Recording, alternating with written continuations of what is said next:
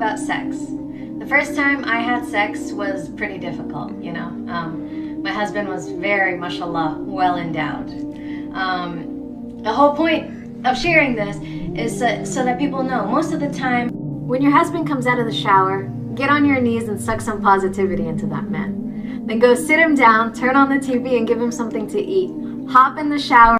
Non, vous ne rêvez pas. C'est bien les propos de cette jeune fille voilée.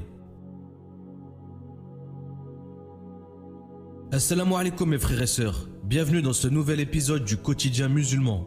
Avez-vous entendu parler de cette jeune femme voilée qui cartonne sur TikTok? Elle a récemment partagé des conseils pour les femmes sur comment améliorer leur vie sexuelle avec leur mari. Cette femme voilée est une influenceuse TikTok. Ses vidéos totalisent plus de 100 millions de vues sur ce réseau. À travers son site Mariage is Halal, elle aide les personnes qui cherchent à se marier à atteindre leur objectif. Mais récemment, elle a publié des vidéos que plusieurs internautes musulmans ont jugées excessives. Dans ces vidéos, elle explique visage souriant comment elle donne du plaisir à son mari. Et elle a invité les autres femmes mariées à en faire de même. À cause de la sensibilité du sujet, les vidéos sont devenues virales et ont été partagées sur tous les réseaux. Alors oui, faire la promotion du mariage est une chose noble. Parce que le mariage fait partie de la sunna de notre prophète Mohammed sallallahu alayhi wa sallam. Et vu la difficulté aujourd'hui qu'ont certaines personnes pour se marier, ça peut être utile d'avoir des plateformes qui facilitent cela. Tout en respectant les règles de l'islam bien sûr. Mais l'image que nous renvoie cette tiktokeuse, c'est d'abord l'image d'une femme voilée. Et le voile n'est pas seulement un simple morceau de tissu qu'on porte pour se couvrir la tête. Le voile, c'est aussi et surtout des valeurs. Une femme voilée, c'est une femme qui a choisi d'obéir à Allah. En prenant cette décision, elle accepte aussi d'être modeste et discrète. Et encore moins de parler de choses intimes et pudiques au grand public. Là où des hommes peuvent l'écouter dire toutes ces choses. Alors oui, ce n'est pas parce qu'une femme est voilée qu'elle n'a pas de défaut. Mais le voile a sa fonction protectrice. Et si on se réfère à sa définition, hijab veut dire barrière.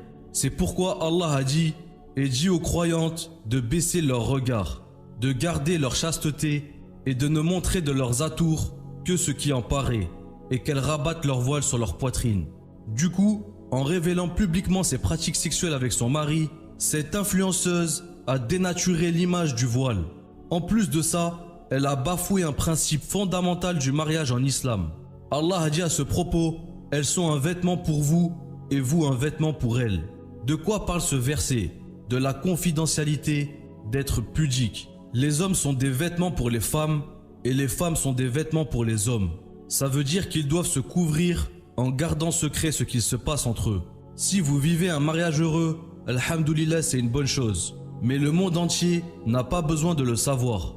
Le prophète sallallahu alayhi wa sallam a dit à ce propos « Certes, celui qui occupe le rang le plus mauvais auprès d'Allah au jour de la résurrection, c'est l'homme qui divulgue les secrets de ses rapports intimes avec sa femme. » L'imam An-Nawawi a dit que ce hadith implique l'interdiction au mari de révéler ses rapports intimes entre lui et sa femme. Il lui est interdit de faire une description détaillée des propos, des actes et des gestes échangés dans ces moments-là. Ce hadith est mentionné pour l'homme, mais il s'applique aussi à la femme. Qu'Allah nous guide. Amin. Et Allah reste toujours le plus savant. Que la paix soit sur vous et vos familles. Wassalamu alaikum.